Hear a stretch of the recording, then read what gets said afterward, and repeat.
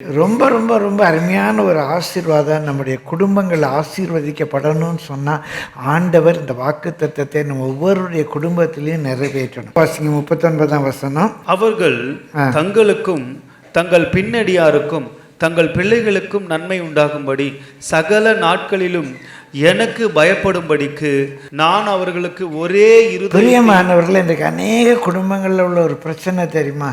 ஒரே இருதயம் கிடையாது. ஆளுக்காள் ஒவ்வொரு இருதயம். ஆமாம், எல்லாருக்கும் தனித்தனி ஹார்ட்டு தானே. இங்கே ஹார்ட்டுன்னு சொல்கிறது நம்ம இந்த கார்டியாக் பீஸ் இல்லை, நமக்குள்ளே இருக்கிற அந்த துடிச்சிட்டு இருக்க அந்த இருதயம் இல்லை. பிரியமல் நம்முடைய உணர்வுகள், நம்முடைய அஃபெக்ஷன், நம்முடைய சிந்தனை எல்லாருக்கும் ஒரே மாதிரி இருதயம் இல்லை. ஹஸ்பண்டோடைய இருதயம் வேறு மாதிரி இருக்குது, ஒய்ஃபுடைய இருதயம் வேறு மாதிரி இருக்குது, பிள்ளையோடைய இருதயம் வேறு மாதிரி இருக்குது. 3 பிள்ளைகள் இருந்தால் 3 பிள்ளைகளுக்கு 3 விதமான இருதயம் இருக்குது. குடும்பத்தில் சமாதானமே இல்லை, சந்தோஷமே இல்லை. குறிப்பாக கர்த்தருக்கு பயப்படுகிற காரியத்தில் ஒரு மனமே இல்லை, ஒரே இருதயம் இல்லவே இல்லை.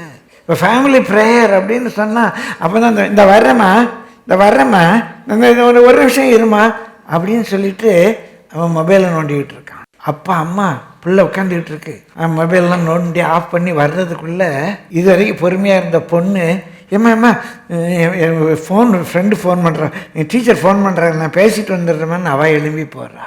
சபிக்கப்பட்ட வீடு மாதிரி இருக்கு. ஜெபத்துக்கு ஒன்றா கூட முடியலை. ஏன்? ஒரே இருதயம் இல்லை. கர்த்தருக்கு பயப்படுகிற காரியத்தில் குடும்பத்தில் ஒரே இருதயம் இல்லை. ஆராதனை காரியங்கள்ல ஒரே இருதயம் இல்லை. குறிப்பா சொல்லுக்கு கர்த்தருக்கு பயப்படும்படி அவர்களுக்கு ஒரே இருதயம். கர்த்தர் நாம மகிமைக்காக என்னை தாழ்த்தி சொல்றேன். கர்த்தருடைய பெரிதான கிருபை. நிறைய வீட்டில் ஹஸ்பண்ட் ஊழியத்துக்கு போகணுங்கிறான், ஒய்ஃபு நீ என்ன நல்லா சம்பாதிப்பேன் தானே கட்டினேன், ஊழியத்துக்கு போகிற ஊழியக்காரன்னு உன்னை கட்டியிருக்கவே மாட்டேன்னு.